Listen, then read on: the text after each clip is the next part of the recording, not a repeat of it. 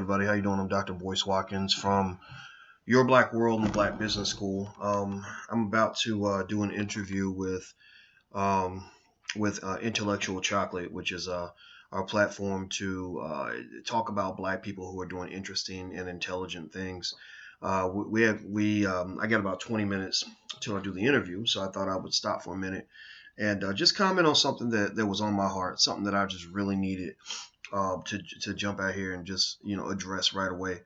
I don't know how many of y'all saw the clip, the Nightline clip with the rapper Lil Wayne. If you go back to, let me see here. I'm trying to think about a good place you could go find it. It's all over the place now. Everybody's kind of talking about it. It's actually, gotten out there in the last 24 hours, where this brother was on. He was on Nightline, and he just said some of the most ridiculous things I've ever seen in my life. I'm gonna try to play a piece of the clip so you can kind of hear it. Those of you who are on YouTube, won't get to actually see it, but you can kind of hear. His voice is very distinct. So I'm gonna play some of this. Here's a piece of it. Hold on. Let me see if this is. Let's see if I can help you guys see it. Hold on.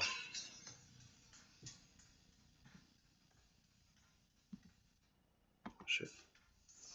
So I want you to listen and check out what he has to say here.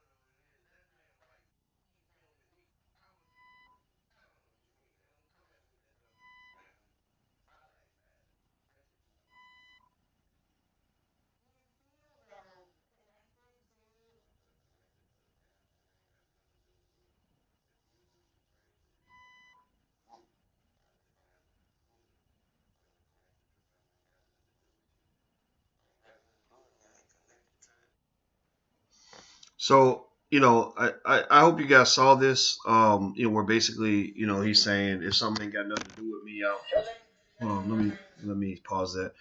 If something doesn't have anything to do with me, I don't feel connected to it. I'm a young black rich nigga. If that don't teach you Black Lives Matter, then nothing does. Get the fuck out of here with that bullshit. My Black Lives Matter to my bitches. Some of the stuff that is mind-boggling, but at the same time, it's not surprising, right? We know Lil Wayne. I mean, at least if you don't know Lil Wayne, I know Lil Wayne. When I did my debate on hip hop with Michael Eric Dyson at Brown University, I actually recited some of Lil Wayne's lyrics because I actually studied a lot of his music. Because I feel that if you're gonna critique something, you need to understand it. And I remember reciting one of the lyrics that in one of his songs where he said something like, "I'm gonna steal your girl and make her nut for me, then slut for me, then steal for me and kill for me, and of course it'll be your cash, and then I'll murder that bitch and send her body back to your ass." Now, y'all might, some of y'all might be young enough to think that, this is cool. Some of y'all might think that this is just him being expressive and creative.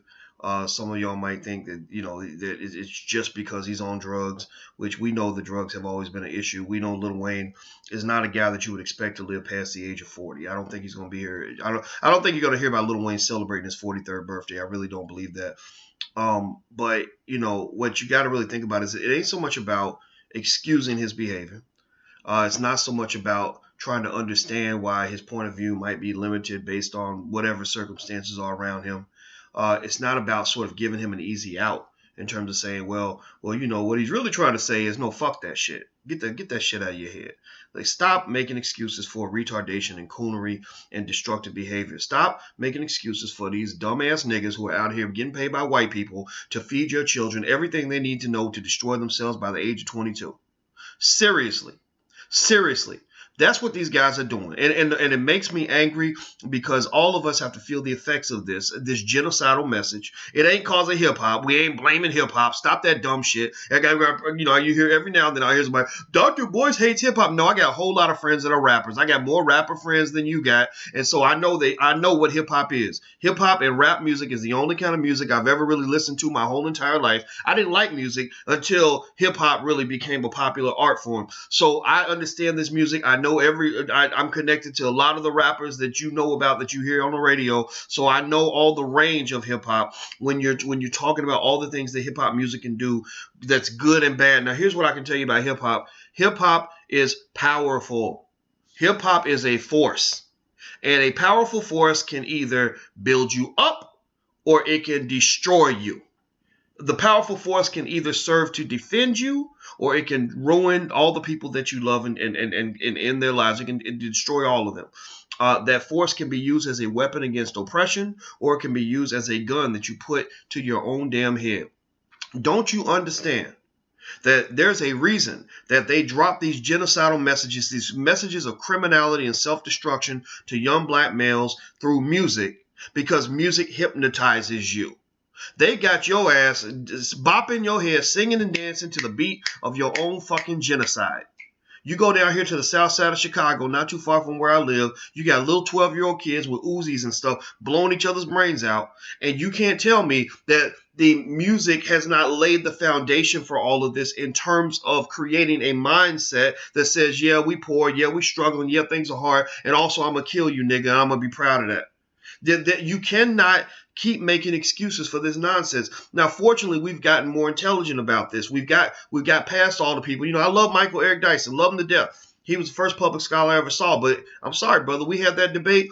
You got the rapid tongue. You know how to use the $50 words. You know how to drop it like no other. But I won that debate not because I'm smarter than you, not because I'm more eloquent than you, but I won the debate because I have truth on my side. Truth on my side.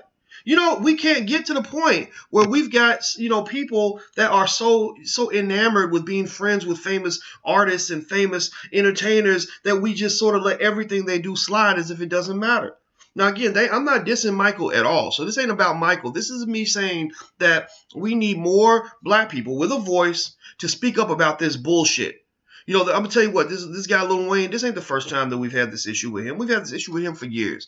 That man has been the ultimate nigga for many, many years. Back 3 years ago, go Google it. He made a lyric about Emmett Till where he basically dissed the hell out of Emmett Till. He basically talked about Emmett Till and said, well, when I get through fucking a bitch, her pussy looks just like Emmett Till's face. Just the most ignorant shit that you can ever imagine. And here's the thing. The bar is set very low for hip hop artists. People don't really scrutinize them as much as they could, as much as they should. But they just keep, some of them, not all of them, some of them just dig deeper and deeper and deeper in the disrespect. They get to the point where they're just like, black people just don't matter. We can say whatever the hell we want about black people. We can say whatever the hell we want about black women. Black women ain't nothing but a bunch of old nasty ass bitches. That's how they talk about black women. Black men, I'm proud that I shot a nigga in the head last week. I'm proud of the fact that I went to prison. I'm telling little black boys that you want to stay high and drunk your whole life, which basically annihilates their ability and desire to compete in a competitive society. If you're spending all your time imitating Lil Wayne and imitating Young Thug, then you'll never get a chance to compete with Mark Zuckerberg. You'll never get a chance to compete with Bill Gates. You'll never get a chance to compete with Warren Buffett because you're going to be so damn high that they're going to steal everything you got, drop your ass in prison, destroy your children, and they won't care nothing about you.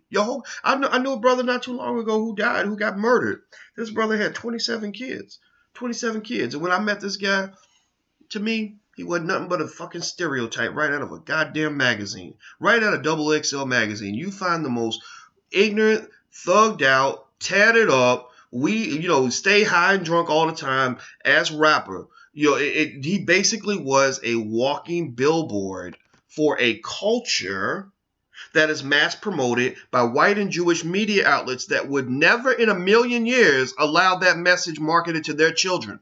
They will let you say shit about, they will get these dumb niggas on these albums to say shit about your kids that they would never allow a rapper to say about their own kids. You can't go to most of these record labels and say nothing negative about Jewish people and say, well, Jewish people need to be shot. Jewish people need to be killed. I shot that Jaime the other day. They wouldn't allow you to do that on any major media outlet, but they'll let you call black people niggas all day. They will do everything in their power to promote a self-destructive, genocidal, criminalized culture so that when your black son is charged falsely with a crime due to stop and frisk policies and all this other stuff, when your black son goes in front of that all-white jury, those white people that came from the suburbs, came from rural America, who don't know nothing about black people other than what they heard from dumbasses like Lil Wayne, is going to send your son to prison for 200 years and think nothing of it, because they're going to think, yeah, those people, that's how they think. That's how they behave. Their lives don't matter. They are worthless. They need to die. They need to go to jail. They need to be exterminated because all they are is a pack of roaches. Lil Wayne looks like a damn roach. Damn retarded ass. Anyway, you know, I'm just going to tell you like this. Look, if you love black people, you can't support this nonsense. You can't. You got to draw a line in the sand. There are people that, now I know, I'm talking about prominent artists that I know in the industry who agree with me on this. There was an effort starting about 20 years ago to, some believe this. I'll say that it's not out of the realm of possibility based on how conniving people can be and how little respect they have for black people. But there are a lot of people that really feel that they basically have promoted criminality through music so that they can fill up these prisons that they're making billions of dollars on from slave labor. That if they teach your son at the age of 9 that all he wants to do is stay high and drunk all the time, that Malcolm X used to say, the white man will sell you the liquor bottle and then lock you up for being drunk. They're selling products all the time in this music. They're selling lifestyles in this music. So basically there are people that believe that there is a consistent, concerted effort to have music that convinces your young black son to stay high and drunk all the time, to go out and kill other people all the time, to go out and commit crimes and to be proud of committing crimes, to go out here and engage in a lifestyle that's going to destroy himself. If you listen to a lot of this music, what you're getting for young black males, what's being fed to them on a daily basis, on a deep subconscious level. This ain't conscious stuff. This ain't me, Boyce Watkins, saying, "Oh, well, you eat your Wheaties and study hard and work hard." This ain't conscious stuff. This is deep subconscious level. This is more effective actually, where they put it to a beat, to a nursery rhyme beat. Listen to the music. A lot of these dumbass songs, some of these guys are so stupid and so high, their music literally ain't nothing but a nursery rhyme. If you listen to it carefully, it's nothing but a nursery rhyme. And so they'll put it to a nursery rhyme beat, so you think it's good because that genocide tastes good going down your throat. And then what they do is they will consistently repeat lyrics and imagery that basically promotes a lifestyle that gives black men nothing but self-destruction. There's almost nothing. If you listen to Lil Wayne, and he ain't the only one, there's a whole lot of them out here. If you listen to a Lil Wayne song, it's a blueprint for these little boys on how to ruin your life. There's nothing in that song that you're going to receive as a young black male that will lead you to have a prosperous, successful, long, healthy, happy life. There's nothing in that music that will lead you to become a successful father, a successful businessman, an intelligent human being. There is nothing in that song that is going to help you or your family to be better off than they were before. Seriously, listen. I want you to listen to the lyrics. Here's some consistent messages. I fuck everything that moves. So if I got HIV or AIDS, I'm gonna go in. I'm gonna give it to every black woman that I can get my hands on. I went to prison and I'm proud of it because prison is a badge of honor. That's how niggas keep it real. I have no respect for black women whatsoever. Black women ain't nothing but bitches and hoes in my book. And some of the women are the first ones to run out on the dance floor when the Lil Wayne song come out. So they too have become addicted to their own degradation, which is so unfortunate. It's so disgusting, so sad. I wish I could tell these little girls that you ain't supposed to be a bitch and a hoe, but unfortunately their daddy wasn't around to tell them that. What else? I stay high and drunk all the time. And it ain't just Lil Wayne. It started in my generation back when you had Nate Dogg say, hey, hey, hey, hey, smoke weed every day, right? Or, and again, I'm not dissing people that smoke. I'm not saying that you're a bad person or all this other stuff. But Nate Dogg's dead now. And I doubt that I wouldn't be surprised if his lifestyle had something to do with the fact that he ain't here to talk to you right now. You got a whole lot of, you got a string of dead artists, a string of people that have been led to their demise through either homicide or death from drug addiction or whatever. And this is what they're promoting to your children. But let's keep going. Let's keep going down the list. Let's talk about wealth and money. Well, if you got money, then you're carried in big bands, and you throw it up at the club, and you give your money back to white people. You do everything that you can to destroy your community, destroy your family, and become nothing but a fucking virus. A virus to the people that you love. You are a goddamn virus. So what we got to understand is that viruses need to be exterminated. Now, I'm not just talking about Lil Wayne.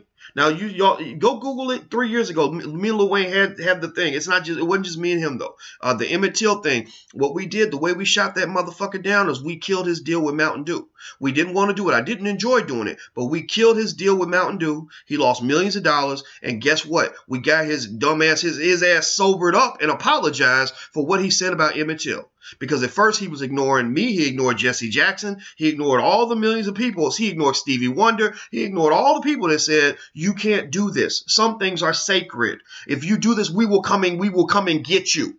We will come and get your ass if you disrespect the people from which you came. And he ignored it. He totally ignored it. Even L.A. Reid with his old coon ass. He's the one that let Bobby Shmurda just rot in prison. You saw Bobby Shmurda, 19-year-old impressionable kid, could have been convinced to rap about anything, but he's promoting the shmoney dance and snitching on himself in the music, speaking proudly about shooting niggas and all this other stuff. Now Bobby Shmurda is in prison, probably trying his best to avoid being raped. But the nigga's little, so there's a good chance that he won't be successful. So anyway, going back to it, with Lil Wayne, what we did was we went after, and this is why, if you want to know why I talk about things like wealth and money, it's because that's power. That's your power. So what we did, what the strategy was, I said, I know what's going on with this relationship between Lil Wayne and Mountain Dew. I know why they're sponsoring his tour. I know why they think they can make money off of him, because they know that this coonery sells, right? So what we did was we went hard at Mountain Dew. We went hard at PepsiCo, and we made them nervous. Next thing you know, we suddenly heard from Lil Wayne's camp. Suddenly there's an official apology. Well, I certainly apologize, or I certainly have to explain there's an artist and blah, blah, blah. It wasn't his statement. He didn't actually write it. Somebody else wrote it for him. And then so we said, no, that's not good enough. Emmett Till's family said that's not an apology. That's sort of an explanation for your behavior. That's not an apology.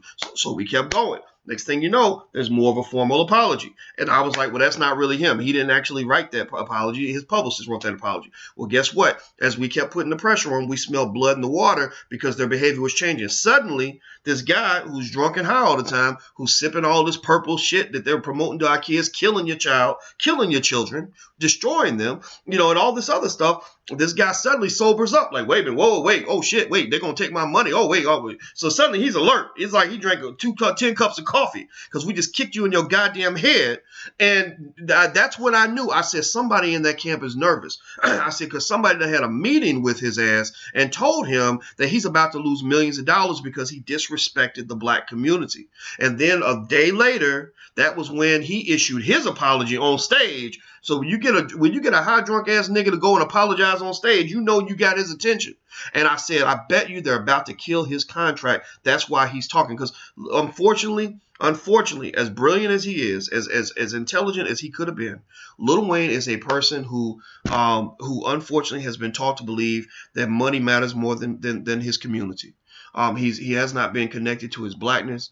He's a victim of the fact that he's a victim of the very same virus that he perpetrates. Just the same way child molesters were usually molested by somebody else. Lil Wayne, unfortunately, is a victim. But at the same time, we must eradicate this nonsense and deal with this. So this money over everything mindset, is what drives a lot of his thinking. So at the end of the day, Mountain Dew canceled his deal. And that's when we got the real apology. And I was very happy about that. I did not enjoy doing this. I did not enjoy fighting another black man. The rapper Tyler, the Creator, he was connected to the deal and he lost his contract because they kicked out Lil Wayne. Because that's what these white folks do. When they get nervous, they're like, we're gonna get all the niggas out the building. We're gonna get all of them out of here. That's what they did, right? And I didn't want that to happen. And I told Tyler in a video, and I would have talked to him, I would have told him in person, I said, look, what you needed was a mentor. You needed somebody in there to give you advice on how these people will treat you, basically how they're using you to make money or whatever, and then in the process they're destroying the people that built you. They're destroying the community from which you came. You can't let people do that, man. You can't do that. You can't do that. So I had a conversation yesterday, and I'm gonna come back live later on today because I got to do an interview for Intellectual Chocolate. Give me 1 second here. But anyway, I'm about to do this interview for Intellectual Chocolate, and so I'm gonna have to run in a minute. But I'm gonna tell you the truth. I think that as a community, we've got to empower ourselves to basically let people know, let these artists know, look, if you want to be a corporate monkey, go be a goddamn corporate monkey. If you want to go out here and make yourself look stupid, make yourself look stupid. We're not going to give you a hard time about it. Black people, unfortunately, because our self-esteem is so low, we're not really going to put a lot of pressure on you. But there is a point where some things are just sacred. There are some things you simply cannot do, certain things we will not allow, certain things that we will push you back on, that we're going to push back hard. Because guess what? That same community you could openly disrespect 10 years ago because they weren't organized. It's a new day now, shawty. I mean, it's a new day. Seriously, it is a new day in the sense that that intelligence has now started to combat ignorance. Coonery's still winning. Now, mind you, if it's a basketball game, Coonery's up by 25 points. But guess what? We were down by 50 points, and we've been hitting a lot of three-point shots. So what I would just say to you is be encouraged, be strong, don't be afraid. Somebody says, I'm tired of people hating on Dr. Boyce Watkins. You know what? It's okay, man. People are going to hate on you because let me tell you like this. I'm going to tell you the story, and I'm going to let you guys go.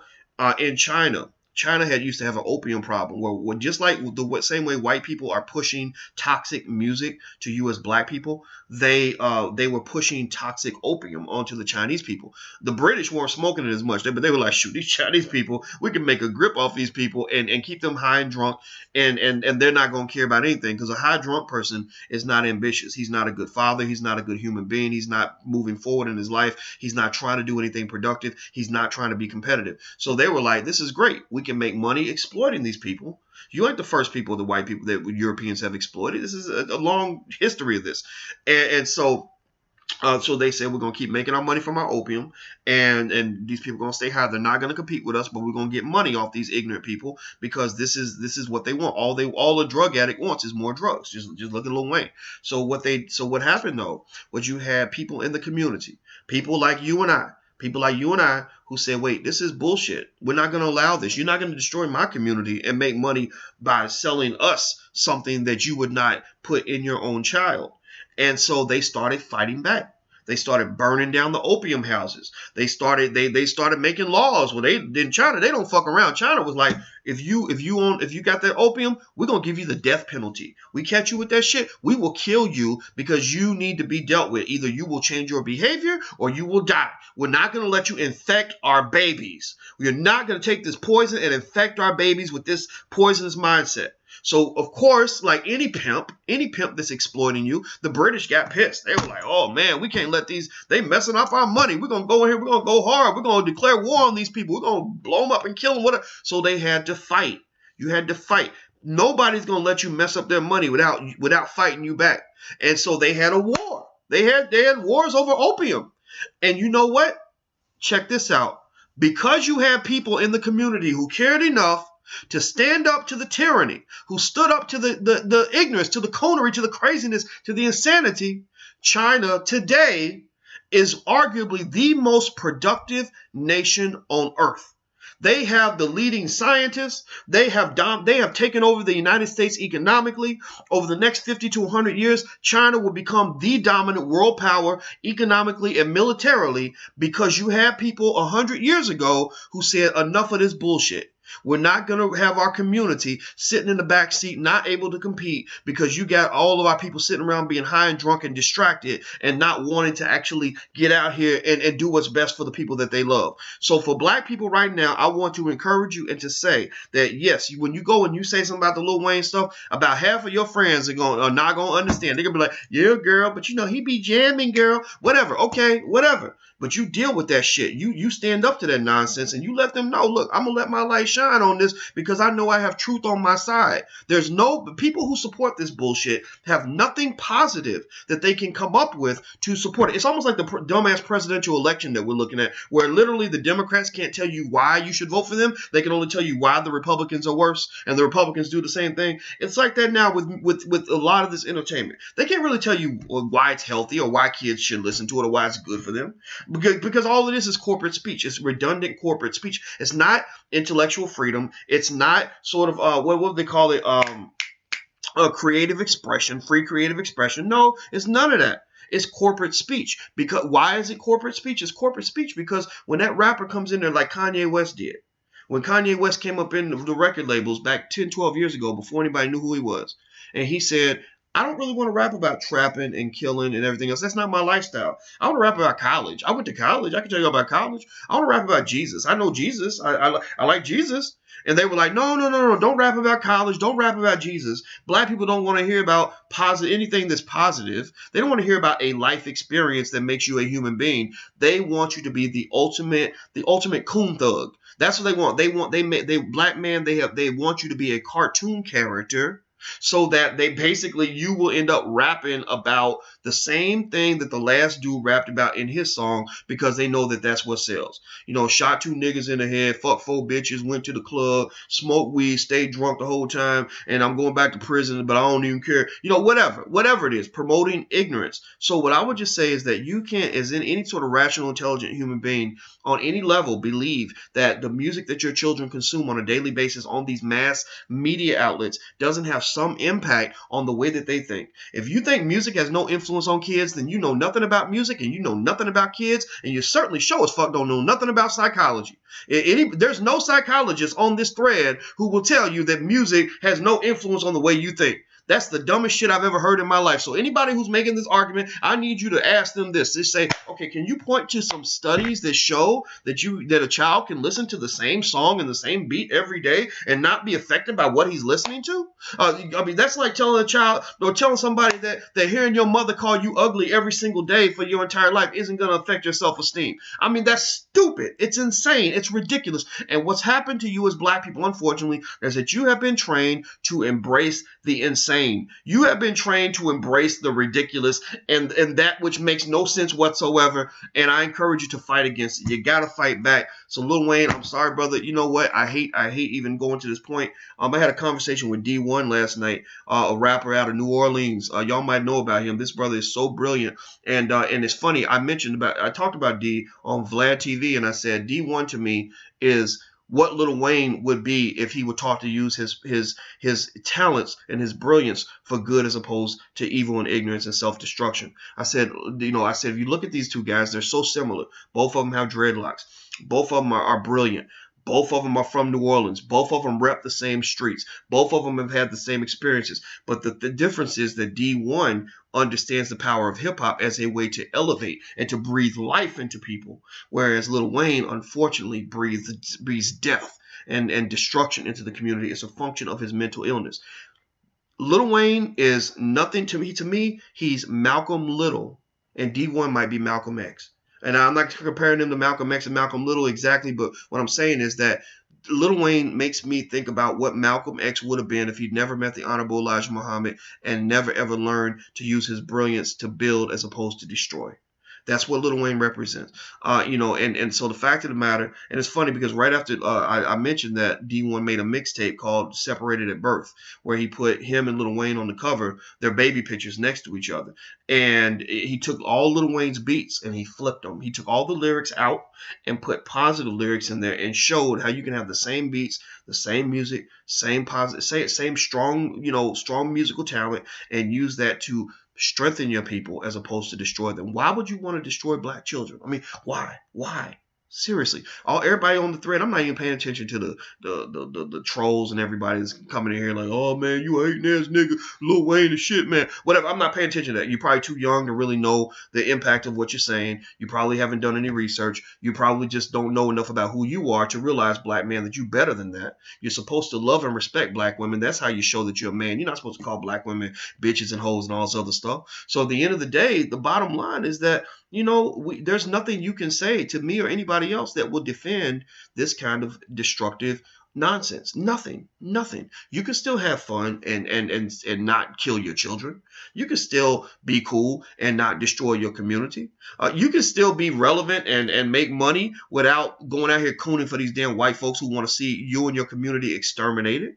Don't participate in your own genocide. And that's all I want to say to young black men who are listening, and young black people, period. Young black women also.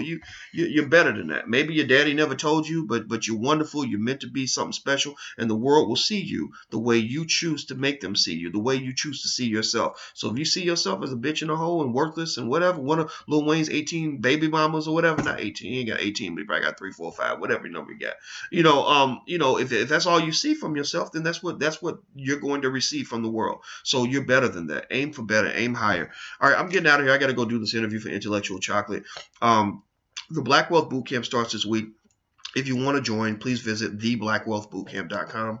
That's theblackwealthbootcamp.com. It's where we talk about how money is used as a powerful tool to build and strengthen a community and to also help you fight back. The world is built on economic warfare.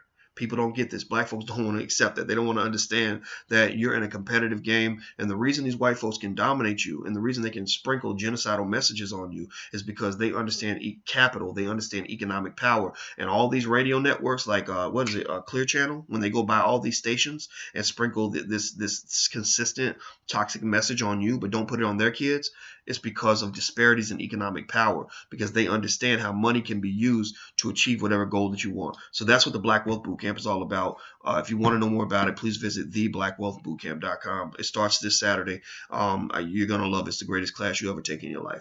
Well, I'm out of here, guys. I got to go do this interview. I will be back going live today because, as you can tell, I'm pissed off and this is nonsense, and we got to speak up about this as a community. Be strong. Don't be afraid. We are a fist. We are not 5 fingers. We are a fist.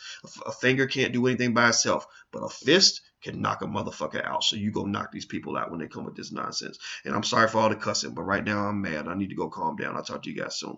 Peace.